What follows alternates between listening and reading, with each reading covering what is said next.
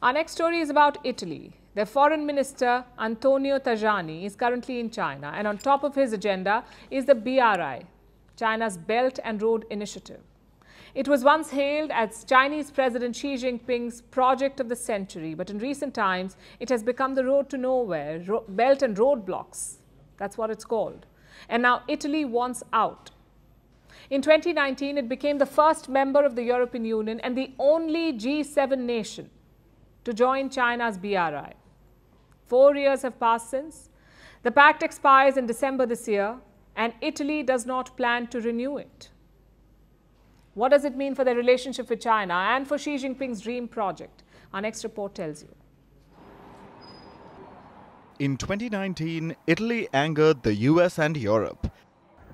It did the unexpected. Italy became the first European Union member and the only G7 state to join the Belt and Road Initiative. This is a Chinese scheme. It envisions rebuilding the old Silk Road by connecting China with mainly Asia and Europe. Under this scheme, China has financed and built vast amounts of infrastructure, like power plants, railways, highways, and ports. Countries that joined the scheme saw it as a tool to increase investment, to boost their exports. This was especially true for Italy. It was facing economic turmoil when it decided to join the BRI. But over time, the outlook has changed. Many now call the BRI a debt trap, a state-backed campaign for global dominance. This again is true for Italy. 4 years have passed since Italy signed the agreement. Recently, the Italian defense minister, Guido Crosetto, called it an improvised and atrocious act. Earlier in May, Italian PM Giorgia Meloni called it a big mistake. This weekend, Italian Foreign Minister Antonio Tajani also agreed, only in a more diplomatic way. He said the plan didn't bring expected results, and now he's in China. As the most senior Italian official to visit the country since the pandemic, it's obvious that the BRI is likely top of the agenda. After all, Italy's anti-BRI sentiment could be actionable any time now. The agreement will expire in December this year. Italy does not plan to renew it. And this isn't too shocking. Since Italy joined the BRI, its exports to China increased from $15.6 billion to $19.9 billion. But Chinese exports to Italy grew much more dramatically. No prizes for guessing who really benefited. Now let's look at investments.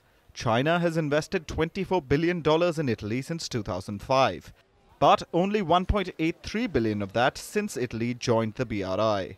Clearly, joining the BRI did not do Italy much good. If Italy does pull out of the BRI, it will be a big blow to Xi's crown jewel, especially as the scheme is already struggling. Under the BRI, China's lending began slipping before 2020. When the pandemic hit, this was only accelerated. Yet a lot of projects continued, and Beijing had little control over things on the ground. In recent years, there have been an increasing number of reports. They talk about BRI construction failures, project cancellations by BRI partner countries, or by Chinese companies due to financial problems.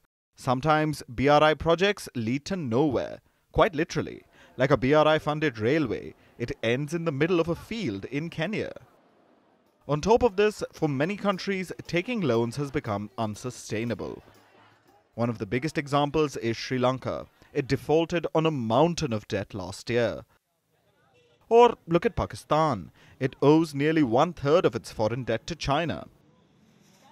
Now, Zambia is debt-laden and trying to work out a restructuring plan with China, which is its biggest bilateral creditor. There is growing outrage over the BRI.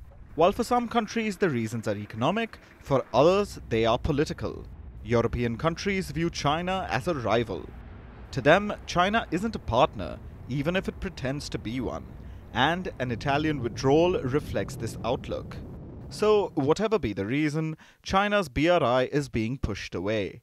But Beijing is sticking to its preferred state, that of being in denial.